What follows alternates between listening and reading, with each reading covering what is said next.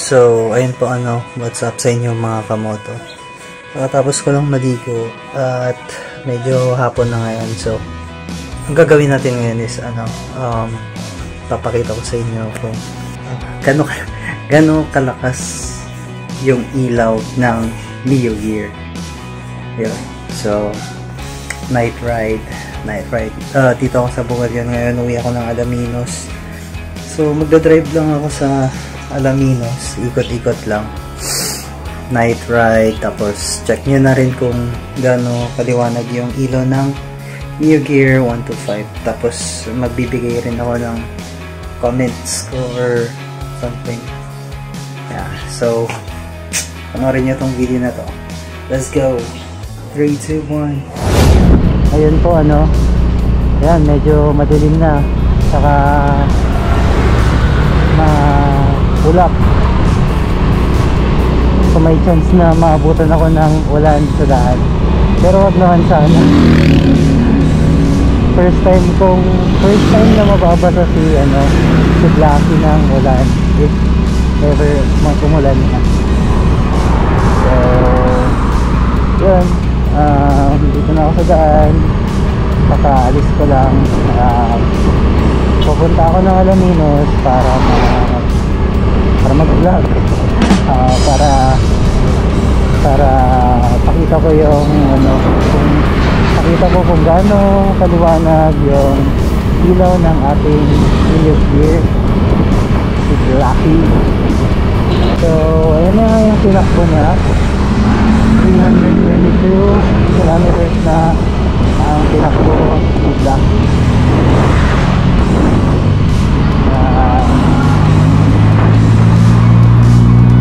Pagkarating ka ng Alaminos, na yan, 360 or something. So patayin ko muna yung video, tapos on ko na lang ulit pag doon ako sa bandang Swan, kasi pakita ko rin sa inyo yung zigzag uphill power Mio Gear. Alright, naka Mio Gear din yun shout out sa'yo. Hey! So, patayin ko muna yung A few inches later.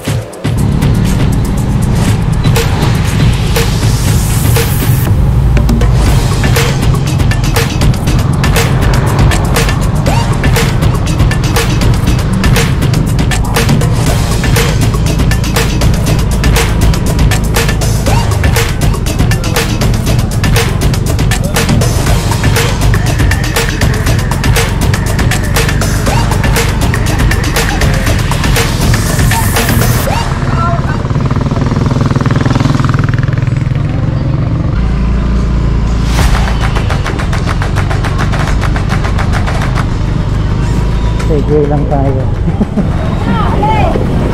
Pero tingin ko lang kasi nakita yan So ganda rin.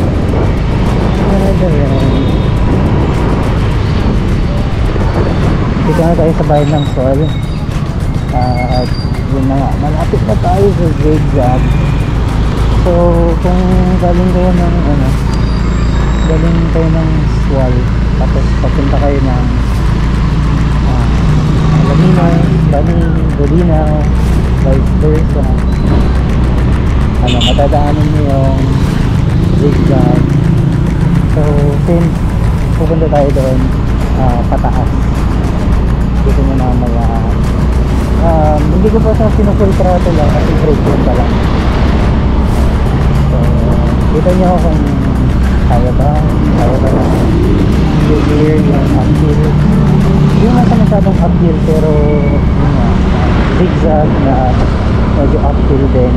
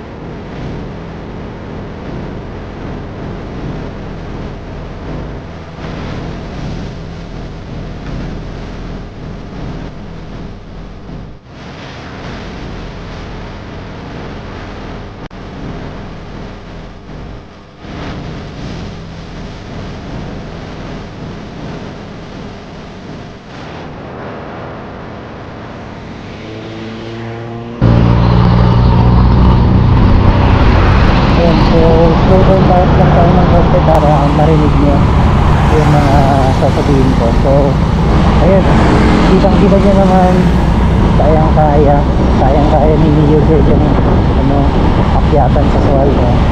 So kita nyo naka-eco mode pa yun. So kita nyo na hindi ko talaga pinapultrato, hindi ko pinapahirapan yung makina niya, no? So yun, kitang-kita naman kayang-kaya. Kaya malakas yung makina niya, yun masasabi ko, malakas talaga. So yun, patayin ko na naman yung video, open ko na lang ulit para sa news na. A few inches later. So yeah, baka na hindi ko na video. Nandito na ako sa loob ng Alaminos. So yan.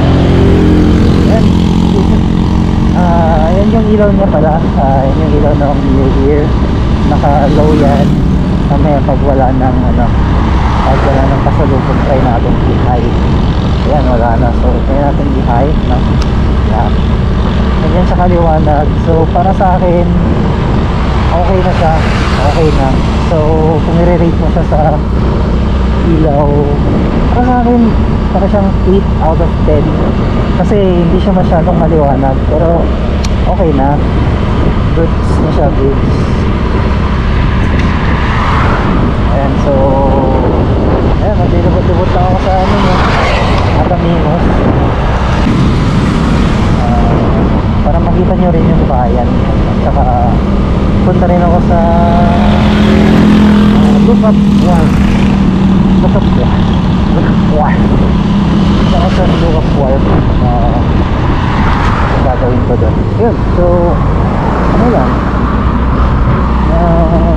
pakita ko lang yung ilaw niya doon mamaya. First scooter ko to, so dito sa may compare sa ibang scooter, pero para sa akin okay na yung ilaw niya, maliwanag naman. Kasi hindi mo naman kailangan yung sobrang liwanag na yung parang makakabulag. Ito nakakaasar yun pag may mga kasalubong kang ganun, sobrang lakas ng ilaw, yung halos wala ka nang makita, nakaka-bad trip yun. Pero maganda yun, yung gano'n yung ilaw, sobrang lakas, at least kita mo lahat. Pero yun nga, pag makakasalubong mo, siyempre mababad trip ka, diba?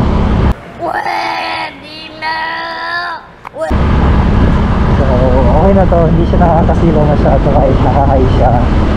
Pero syempre, respeto naman sa makakasalubong mo.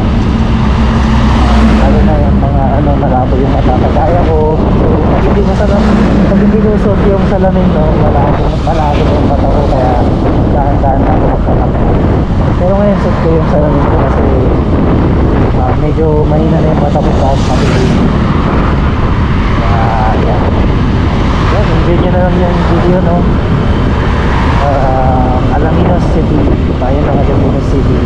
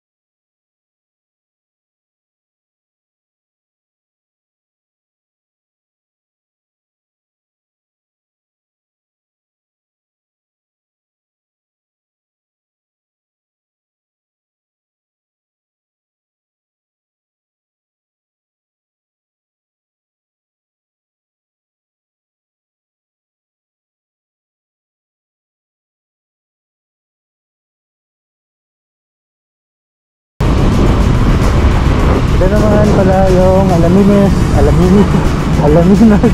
City National High School. Diyan ko gustong mag-aral ng high school, kaso ayaw na ay, narinig nyo ba? Ayaw ng parents to, no? Yun. Kasi parang masaya dyan eh, yung daming estudyante dyan, so maraming chicks. Joke lang.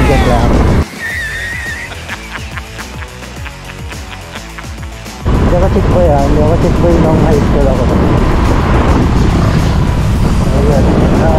Basta gusto ko dyan kasi mostly kasi ng mga Dapper Studies ko na sa barangay namin. I'm from barangay Magsaysay pala, Magsaysay Alaminos City. Shoutout sa mga taga Magsaysay dyan. Hello. So siyempre mga kaibigan ko sa Magsaysay, mga taga Magsaysay, karamihan dyan nag-aral. So marami akong kakilala. Sana siyempre mas malapit sa bahay, so tingin ko mas nag-enjoy sana ako sa high school kung doon na ako nag-aral sa Alaminos City National High School, no? Hindi ko naman sinasabi na pangit sa kolehiyo. Yun nga, kasi kukunti yung estudyante. Okay din, pero basta based on my opinion lang, based on my personal opinion, mas masaya. Tsaka nung high school kasi wala kami palang JS, so hindi namin na-experience ng batch namin, batch 2009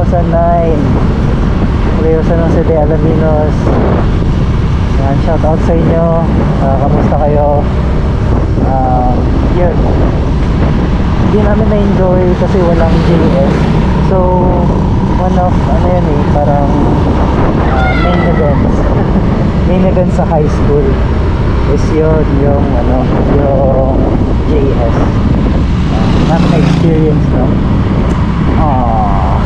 Pero okay lang din.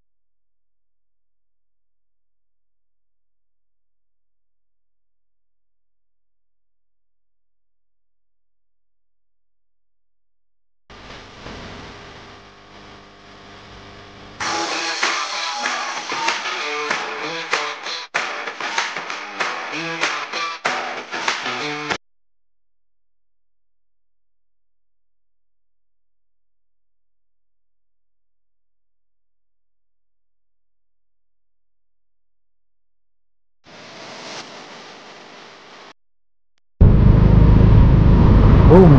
So, andito na nga tayo sa Lookout Wharf ng Alaminos City, where you can find a lot of people. So, ang dami pumupunta dito, no? Gabi-gabi yan. So, sikat talaga to kasi ang gandang tumambay dito, mga kamote. Malamig, mahangin, tapos ang ganda ng view, so tabing dagat yan. So pag pumunta ka doon sa Bandaron, tabing dagat na yan, kaya ang daming taong pumunta dito sila nag-dinner. Hindi ko alam kung pwede na rin mag-inuman, no? Yan, so tayo, entrance only.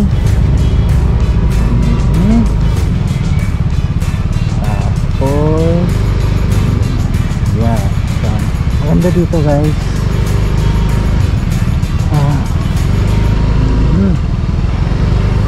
And yung Christmas tree, no? Tapos dito sa part na to naman yung may 2021, yung marami kayo nakikitang nagpapapicture sa Facebook kayo, no? Ayan. Ang daming sasakyan, di ba? So marami talagang pupunta dito guys. Hindi ko alam kung saan ako mag-video. Ang daming tao. Oh shit. So sana may pakita lang yung ano eh, yung ilaw ng New Year. Hi. Saan kaya? Dami sasakyan, daming tao guys. So dito. Hanap tayo dito. Ayun, so may isang bakante dito. So ayun guys, no, yan yung ilaw ng New Gear. Yan yung low nya. Tapos ito naman yung sa tail light nya. Ayan. Yan kaliwanag. Try nating i-high ah. Oh shit, hindi na nakaka. Ayan. So yan yung high nya. High. Tapos maliwanag na rin, di ba? Ganda. Tapos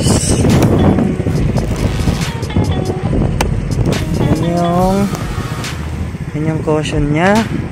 Ito sa gitna. Ayan, para kita nyo. Okay naman. So okay na. Nakakayang mag-vlog dito.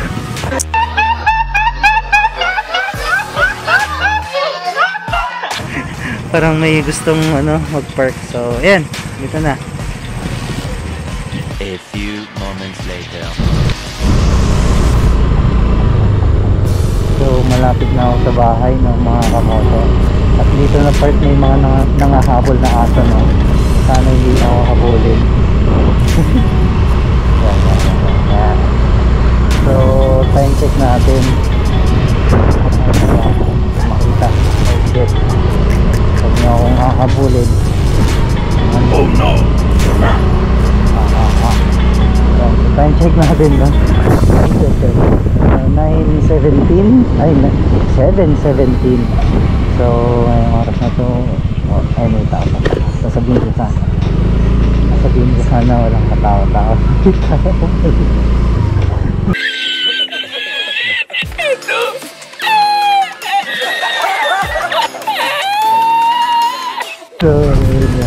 So kundi na lang yung tao sa mga oras na to. Nakakatakot sa dinanan ko kasi may nagmumulto doon. Hindi ko na na-video kanina, pero may nagmumulto sa part na doon na kaya nakakatakot magbuta mag-isa. Tapos parang may nakita ko sa gilid, hindi ko na video eh, pero parang may nakita ko sa gilid, natakot ako. Ayan, so andito na ako sa bahay.